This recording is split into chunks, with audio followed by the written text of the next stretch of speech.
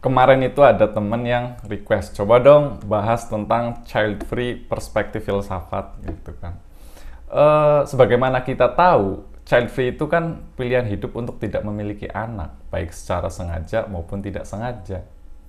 Banyak orang yang memilih child free itu karena berbagai alasan, misalkan tidak ingin bertanggung jawab, ingin mengejar karir, ingin menjaga lingkungan, atau tidak merasa tertarik dengan anak-anak. Akan tetapi, teman-teman, child free juga menimbulkan berbagai pertanyaan dan tantangan, baik dari diri sendiri maupun dari masyarakat. Apakah child free itu egois atau altruistik? Apakah child free itu melawan kodrat atau menghormati kebebasan? Apakah child free itu berbahaya atau bermanfaat bagi kesejahteraan individu dan sosial? Bagaimana child free dapat menghadapi rasa penyesalan, kesepian, dan ketidakbermanaan di masa tua gitu? Atau bagaimana child free dapat meninggalkan warisan yang positif bagi dunia? Nah, untuk menjawab pertanyaan-pertanyaan tersebut, kita perlu melihat child free itu dari berbagai perspektif, misalkan perspektif filsafat. Perspektif filsafat yang bisa digunakan untuk menganalisis permasalahan ini ada beberapa, misalkan kayak filsafat etika, eksistensialisme, feminisme, dan utilitarianisme. Sebagaimana kita tahu, etika itu adalah cabang filsafat yang membahas tentang nilai-nilai moral dan tindakan-tindakan yang baik atau buruk. Sedangkan eksistensialisme adalah filsafat yang menekankan pada kebebasan dan tanggung jawab individu dalam menciptakan makna hidupnya sendiri, sebagaimana video yang kita bahas sebelumnya. Sedangkan feminisme itu gerakan sosial atau politik yang memperjuangkan hak-hak dan kesetaraan perempuan. Adapun utilitarianisme itu merupakan teori etika yang mengukur kebaikan atau keburukan suatu tindakan berdasarkan dampaknya terhadap kesejahteraan banyak orang. Nah, kira-kira bagaimana nih kalau permasalahan child free dipandang dari sudut pandang empat aliran filsafat ini? Mari kita mulai dengan filsafat etika. Etika itu adalah cabang filsafat yang mempelajari nilai, norma, moralitas dari tindakan manusia. Ada banyak sekali teori etika yang berbeda-beda, tetapi salah satu yang paling terkenal itu adalah etika kewajiban atau deontologi. Teori ini mengatakan bahwa tindakan manusia harus didasarkan pada kewajiban atau aturan moral yang universal dan rasional, tanpa memperhatikan konsekuensi atau kebahagiaan. Jadi pokoknya kita harus patuh terhadap aturan-aturan moral yang universal dan rasional. Kebahagiaan pribadi itu dikesampingkan. Itu dari sudut pandang filsafat ini. Jadi dari sudut pandang etika kewajiban, child free ini bisa dipandang sebagai tindakan yang tidak bermoral atau amoral. Kenapa? Karena melanggar kewajiban manusia untuk berkembang biak dan menjaga kelangsungan hidup spesies. Akan tetapi ada juga loh dalam teori etika itu yang lebih fleksibel dan menghormati kebebasan pribadi. Misalkan etika kebijakan atau etika situasional. Nah, teori-teori ini mengatakan bahwa tindakan manusia harus didasarkan pada karakter, niat, atau konteks yang baik, tanpa mengikuti aturan moral yang kaku. Sehingga dari sudut pandang etika ini, child free itu dapat dipandang sebagai tindakan yang bermoral. Kenapa? Karena mencerminkan kejujuran diri, tanggung jawab, atau kepekaan terhadap situasi tertentu. Makanya dalam kacamata etika ini, salah satu pertanyaan yang etis yang sering muncul dalam konteks child free itu adalah apakah child free itu egois atau altruistik?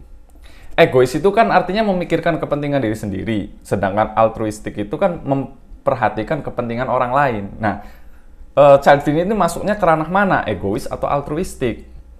Ada beberapa argumen yang mengatakan bahwa wah, child free itu egois dari sudut pandang filsafat etika ini.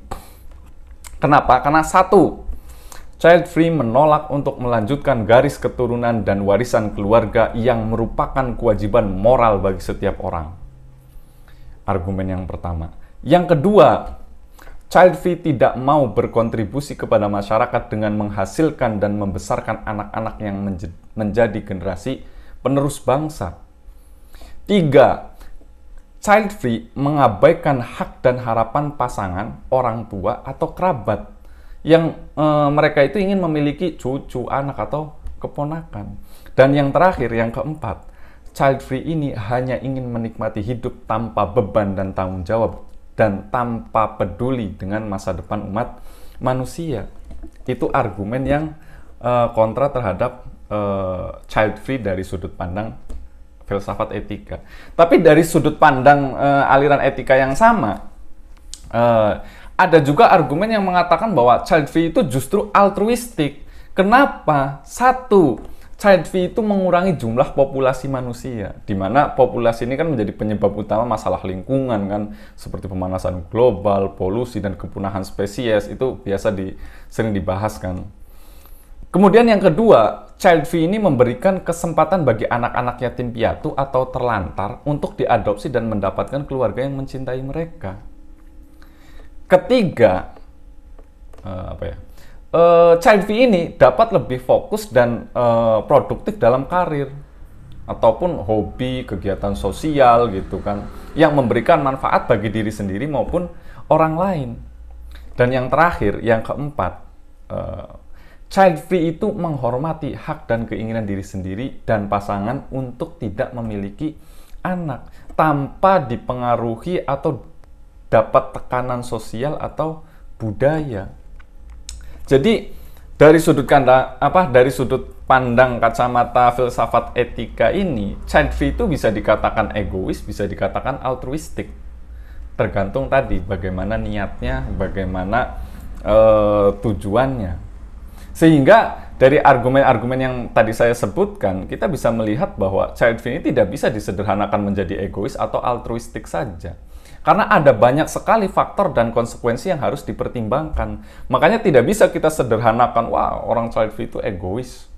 Atau bagi yang memiliki prinsip child free, kata siapa child free itu altruistik, justru mementingkan banyak orang. Misalnya. Enggak juga, tidak bisa disederhanakan sederhana itu.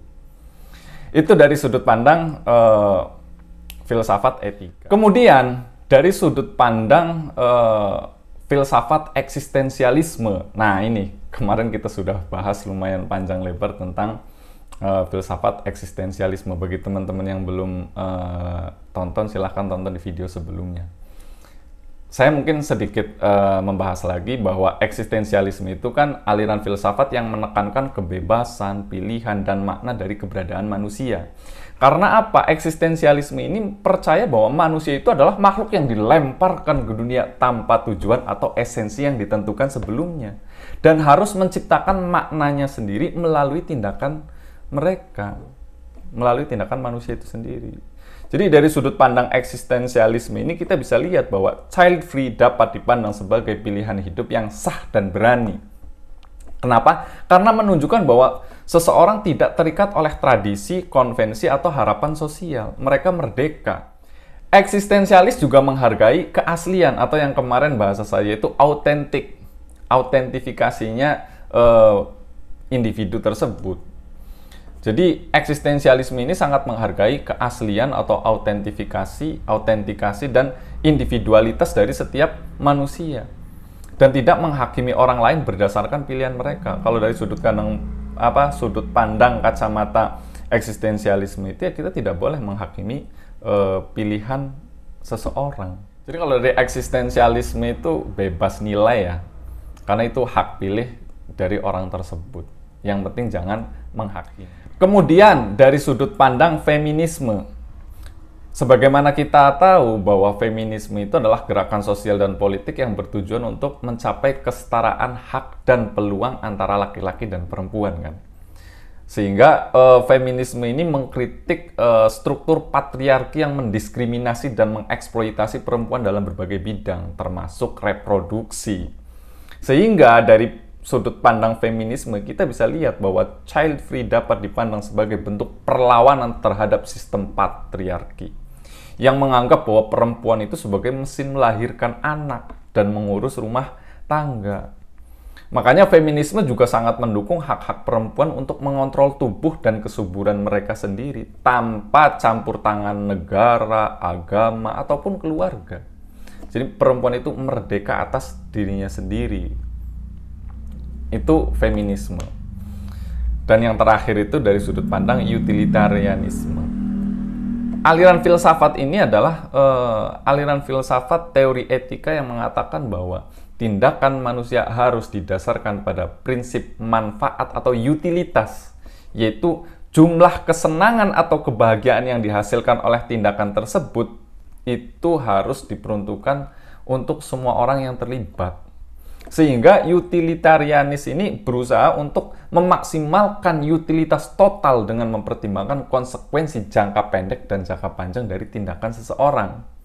Makanya kalau kita lihat berarti dari sudut pandang utilitarianisme ini, child free ini dapat dipandang sebagai tindakan yang bermanfaat atau merugikan, tergantung pada situasi dan dampak bagi individu dan masyarakat tersebut.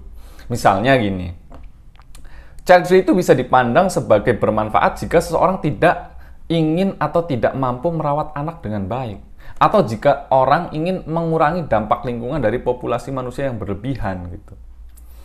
Namun child free ini juga bisa dipandang sebagai merugikan jika misalkan orang tersebut melewatkan kesempatan untuk menciptakan kebahagiaan bagi diri sendiri dan orang lain melalui anak, atau jika seorang menyebabkan penurunan jumlah penduduk dan produktivitas ekonomi gara-gara child free ini. Jadi ya tergantung konteksnya, karena setiap orang itu memiliki konteks dan lingkungan sosial yang berbeda-beda, tidak bisa kita samaratakan. Intinya dari aliran filsafat utilitarianisme ini adalah benar atau tidaknya itu tergantung dampak sosial yang diakibatkan dari keputusan tersebut.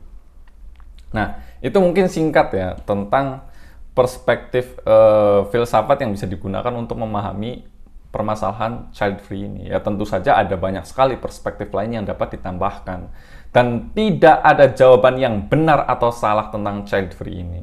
Kenapa? Karena yang penting adalah kita menghormati pilihan dan pandangan orang lain dan berusaha untuk hidup dengan baik dan bahagia sesuai dengan nilai dan tujuan kita masing-masing.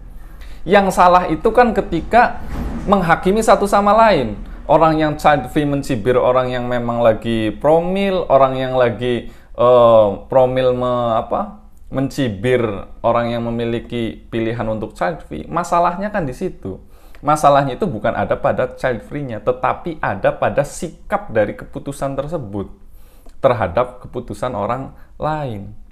Sebenarnya kalau kita saling menghargai keputusan masing-masing orang, itu tidak ada masalah. Makanya kan waktu itu ramai ribut tentang child free itu kan gara-gara ada selebgram yang mencaci maki keputusan orang untuk memiliki banyak anak sehingga dia diserang habis-habisan kan. Masalahnya itu bukan ada pada child free-nya, tetapi pada sikap dia yang mencaci maki keputusan orang lain itu. Mau masalah apapun itu, kalau mencaci maki keputusan orang lain atau pilihan orang lain itu salah. Sama halnya dengan gini, misalkan yang sering terjadi di masyarakat itu kan hal yang sangat sensitif itu terkait misalkan pernikahan, anak, terus apa lagi misalkan. Itu kan apalagi kalau hari raya. Udah punya anak belum? Kapan nikah? Kayak gitu kan. Padahal kalau kita pahami hukum tentang nikah aja itu bervariasi. Kan selama ini kita memahami, oh nikah itu sunnah Rasul gitu kan. Enggak. Hukum nikah itu bisa haram, bisa makruh, bisa mubah, bisa sunnah, bisa wajib. Jadi tergantung kondisinya. Contoh misalkan gini, nikah itu bisa wajib ketika orang yang sudah baligh, memiliki pekerjaan, atau sudah memiliki penghasilan tetapi belum memiliki pasangan. Tetapi dia memiliki libido yang tinggi, maka hukum nikah bagi orang ini tuh wajib. Kenapa? Karena untuk mencegah terjadinya hubungan di luar nikah. Yang kedua, nikah juga bisa sunnah. Bagi siapa? Bagi yang sudah ada keinginan, ada kemampuan, tetapi dia masih sanggup memelihara diri dari berbuat zina. Maka nikah bagi orang ini itu lebih baik daripada menahan diri. Itu hukumnya sunnah nih bagi orang ini. Bisa juga mubah. Mubah itu kan boleh-boleh saja. Boleh iya, boleh tidak. Bagi siapa? Bagi orang yang bagi orang yang mempunyai syahwat tetapi tidak mempunyai harta, atau bagi orang yang mempunyai harta tetapi tidak mempunyai syahwat. Jadi ya boleh-boleh saja. Bisa juga makruh. Bagi siapa? Bagi orang yang tidak punya harta, tidak ada keinginan untuk menikah atau lemah syahwat, maka ini makruh bagi orang ini. Karena dia tidak membutuhkan perempuan untuk dinikahi, tetapi dia harus mencari harta untuk menafkahi istri yang sebenarnya tidak dia butuhkan. Makanya bagi orang ini tentu lebih baik kalau dia mencari nafkah untuk memenuhi kebutuhan dirinya terlebih dahulu. Selain itu apa? Istrinya itu akan sedikit tidak terurus dan kemungkinan tidak akan mendapatkan nafkah batin, kecuali sangat sedikit. Karena ya memang sebenarnya cowok ini tidak membutuhkan istri dan tidak terlalu tertarik dengan perempuan misalkan, maka makruh. Dan yang lebih ekstrimnya lagi, nikah itu bisa haram. Haram bagi siapa? Bagi orang yang tidak mampu memenuhi nafkah lahir dan batin kepada istrinya, serta nafsunya pun tidak mendesak, maka haramlah dia kawin. Makanya kata Imam Al-Qurtubi itu, apabila ada seseorang laki-laki yang sadar diri bahwa dia tidak mampu membelanjai istrinya, atau membayar maharnya, atau memenuhi hak-hak istrinya, maka dia tidak boleh kawin sebelum dia terus terang menjelaskan keadaannya kepada calon istrinya. Atau sampai misalkan datang saatnya nanti dia bisa memenuhi hak-hak istrinya, itu malah bisa haram. Jadi persoalan kita sekarang ini tuh bukan masalah child free-nya, bukan masalah nikah atau enggaknya, tapi terkadang kita sering dibenturkan pada mencibir keputusan atau pilihan-pilihan orang lain. Maka dari sudut pandang filsafat tadi, misalkan kuncinya itu satu, kita menghargai keputusan orang lain. Mau dari sudut pandang feminisme, utilitarianisme, eksistensialisme, ataupun dari sudut pandang filsafat etika tadi. Mungkin itu.